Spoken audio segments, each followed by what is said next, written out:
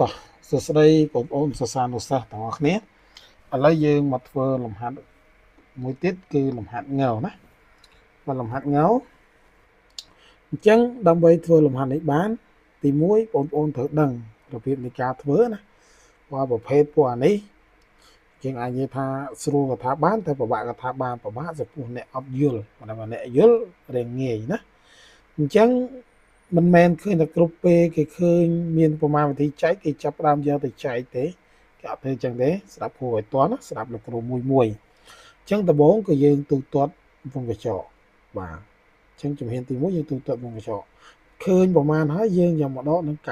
92ពេលអូនទូទាត់ឃើញប្រមាណហើយដក92ឃើញប្រមាណយកគុណនឹង3ដល់ពេលឃើញនឹង3យើងឃើញប្រមាណហើយបានយើងយក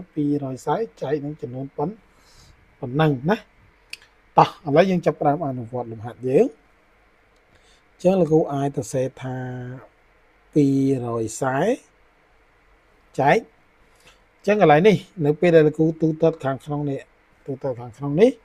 អញ្ចឹងលោកគ្រូនឹងលុបគ្នាបអញ្ចឹងមានន័យថារបៀបនៃការប្រើរ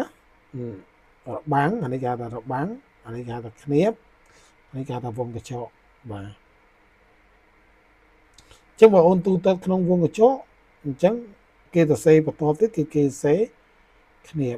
បាទគ្នាបហើយវងកញ្ចក់អញ្ចឹងទៅដល់ពេលគេទូទាត់អានេះទៀតគ្នាបនេះគេលេសេគេសេវងកញ្ចក់ម្ដងអញ្ចឹងរបៀបនៃការទៅសេណាបាទអញ្ចឹងយើងចាប់ផ្ដើមមើលណាមើលអត់តាន់អញ្ចឹងកន្លែងនេះលោកគ្រូលែងប្រើរបាំងហើយលោកគ្រូប្រើគ្នាបម្ដងគ្រូប្រើគ្នាបអញ្ចឹងមានន័យថា140បូក32អញ្ចឹង172អញ្ចឹងលោកគ្រូប្រើវងកញ្ចក់172ដក92ហើយបានលោកគ្រូគុណនឹង3អូខេអញ្ចឹងលោកគ្រូបាន240ចែកនឹងនេះលោកគ្រូប្រើវងកញ្ចក់ឲ្យឡើងប្រើគ្នាទៅហ្នឹងអញ្ចឹងថយរហូតណាអញ្ចឹងអូនយក172ដក92បាទអញ្ចឹងយើងដកមក0 2 12 0អញ្ចឹងយើងអាចដកតម្លើងក៏បានខ្ចីក៏បាន17ដក9អញ្ចឹងទៅណាឬក៏យើងតម្លើងអីចឹងណា17ដក9សល់5 3អញ្ចឹងនៅសល់80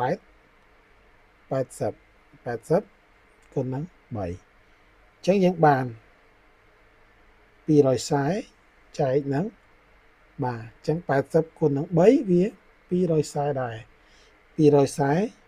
ចែក240ស្មើ1បាទអញ្ចឹងឆ្លើយយើងឃើញ1បាទអញ្ចឹងអរគុណច្រើនវីដេអូលោកគ្រូមានប៉ុណ្ណឹងបាយបាយ